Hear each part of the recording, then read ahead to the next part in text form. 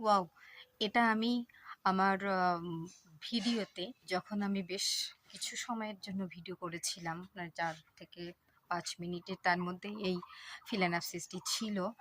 10 থেকে 12 সেন্টিমিটার এর সাইজ দাঁড়াবে। দেখুন বন্ধুরা, কি অসাধারণ দেখতে লাগছে! জাস্ট এইরকম জায়গাগুলোতে একটু একটু পার্পল, বাদ বাকি সব সাদা ধবধবে।